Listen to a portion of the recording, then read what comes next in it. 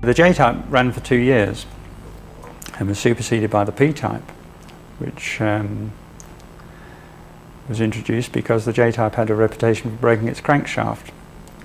In order to drive a J2 effectively, you have to keep the crankshaft whirring over at 5,000 RPM or thereabouts. If you take it to 6, it'll still do it. If you try and take it to 6.5, you're living on borrowed time. A lot of owners used to use 6.5 or 7.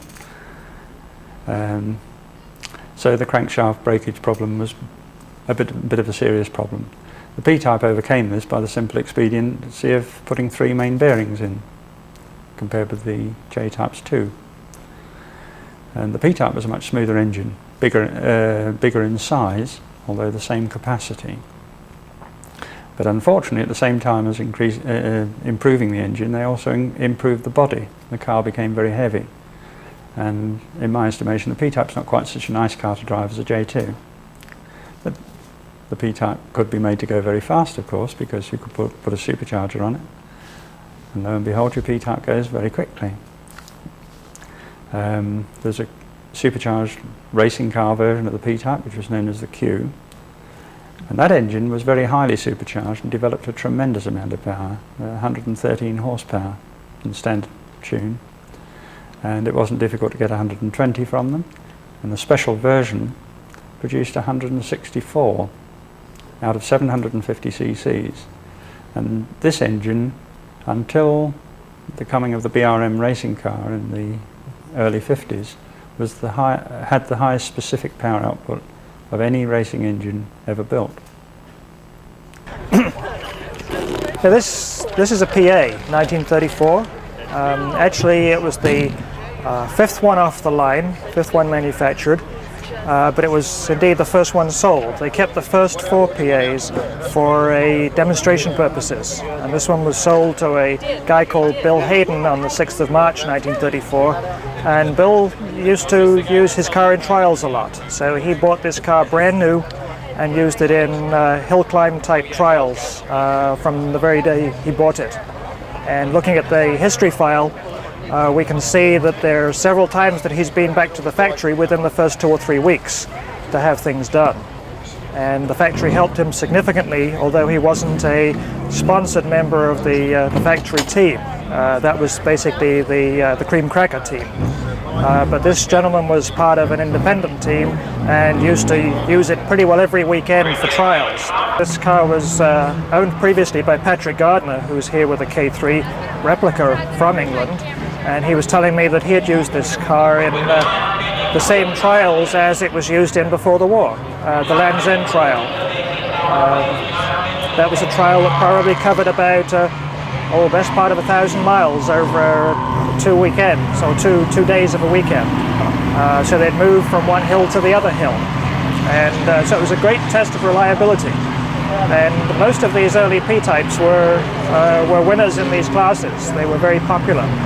People used cars off the production line for this kind of work. And it's one of the important things about MGs is that they basically brought the sports car capability into the hands of the young and sort of impecunious enthusiast who wanted to use his car during the week for everyday transport, and at the weekend put on a good showing in these motorsport activities.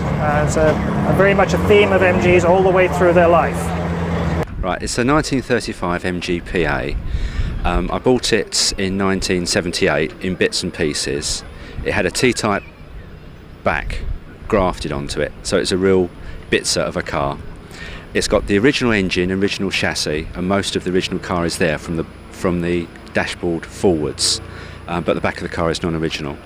I have done some research on P-types, going through the chassis files, and I've done some original research to find out what should and shouldn't be on P-type cars specifically. Then I started my rebuild after 5 years after doing all this research, so that my car would be as near as I could get it to be as the car should be. For example, the dashboard on a 35 car should be an American redwood called Sequoia. It became a protected tree in 1936. Therefore, PB cars of 36 year and 1936 have burr walnut. it took me 80 telephone calls through the Veneers Association to find an old boy of 80 years of age to give me a piece of Sequoia so I could do the dashboard. It's those sort of lengths I've been in doing the car. Similarly, I found that some of the parts that were being offered to me wasn't of the quality that I would really like, and my hobby used to be racing model aeroplanes, so I decided to start making parts for MGs, and the excess I sold to dealers, and therefore I did my P-type on a shoestring. The sorts of things I've made on the car are the MG crested rocker cover knobs, the rear number plate you'll see, and I've made one for the front but I haven't had a chance to fit it yet. Lots of pretty chromium bits and pieces and twiddly bits, which we might call widgets in this country.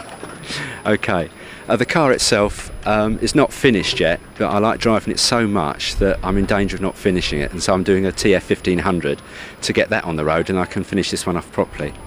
I use it all year round. I've just done last weekend the Kimber trial in a car like that, up 10 very stony, muddy hills. It got completely plastered in mud.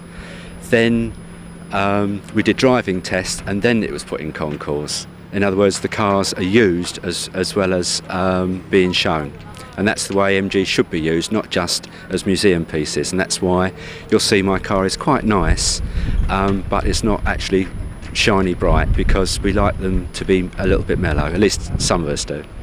Right, the difference between a PA and a PB dashboard is that on a PA we have this instrument here called a rhombic panel, which is replaced on a PB with a 3-inch speedometer. On a PA we use the rev counter as a speedometer. The inner ring is marked out in figures for your speed when you're in 3rd gear. The next ring, white, is your speed when you're in 4th gear. The outside ring is actually recording the revolutions per minute. On a PB, the dial is basically the same, except it only has the outer ring with the revolutions marked, and the inner rings, the orange and the inner white ring, aren't shown. That is the difference. Oh, and and the dashboard here, this is Sequoia, and on a PB and cars in 1936 would have burr walnut, as Sequoia is a protected tree.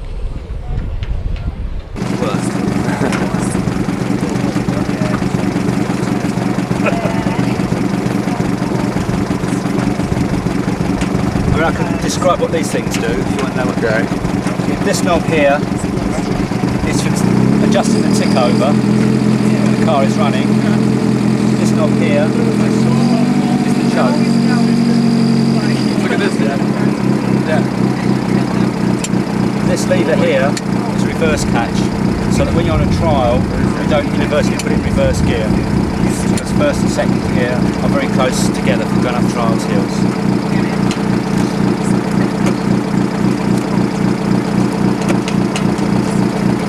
P-type. Yeah. Okay. Great. This is the fuse box and voltage cutout. Okay. So this, and for this period of car, it should be brown. There was a period in the 1930s where I was trying to standardise between 6 volt and 12 volt electrics.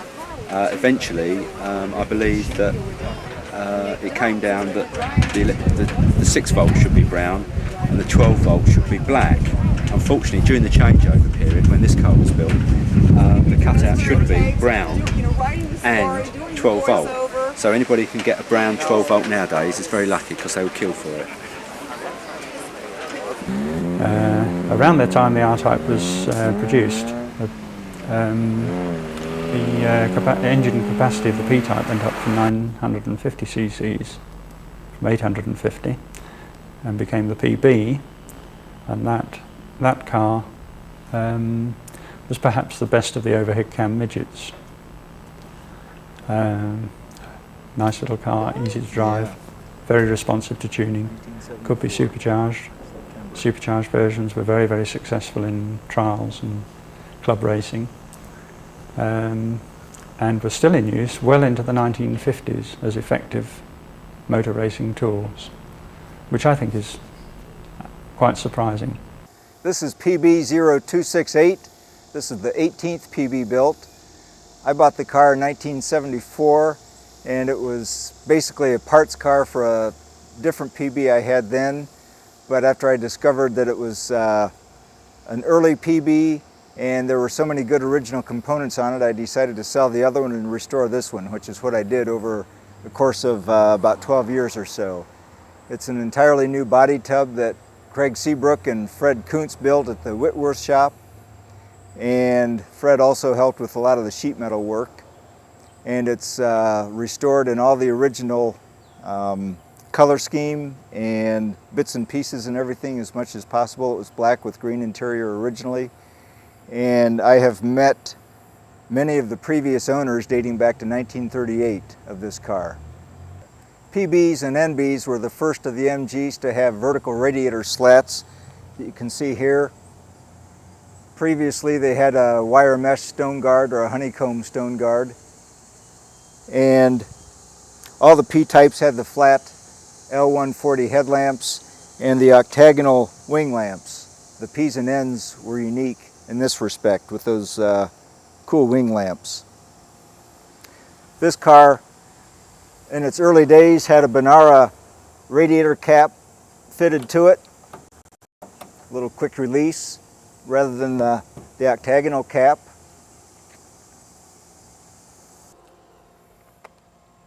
And P-types also had this neat little door down here for the starting crank. Chrome plated acorn nuts to hold the front apron on. Generally P-types had a single horn hanging down from the headlamp, but I put two on because it sounds pretty cool. Front friction shocks on P-types, Andre Hartford friction shocks. And cable brakes again, 12-inch brakes. This car, BKA 403, was sold new at a Liverpool MG dealership on Renshaw Street. The original owner's name was Mrs. Gregory, and she bought the car on September 14th, 1935. Another interesting feature or difference between the PA and the PB is the PB had a separate speedometer broken out here in the center. On the PA, your speed was graduated along with the rev counter here.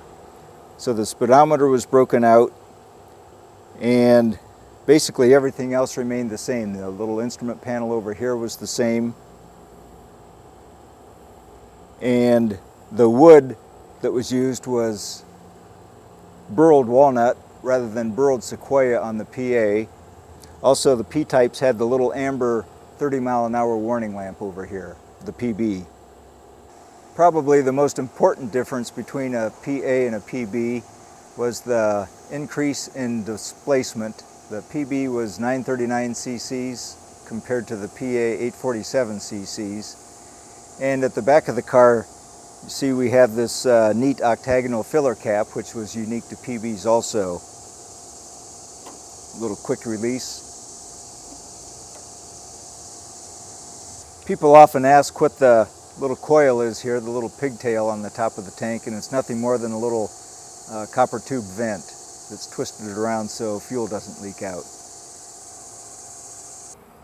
PBs cost 222 pounds brand new, and I think the conversion to US dollars was around $5 back then, making it over $1,000 for this car back in the mid-30s. I've met the second owner of the car, Norman Owen, and at the time he was 83 years old, and he owned the car for about 10 years, from 1938 to 1948. He owned it during the war, and he was stationed in Italy during the war, and to make sure no officers commissioned the car while he was out of town during the war, he had the engine removed and stored in a warehouse, and the rest of the car was stored in another warehouse for five years during the war. After the war, he got it all put back together and drove the heck out of it, is what he said.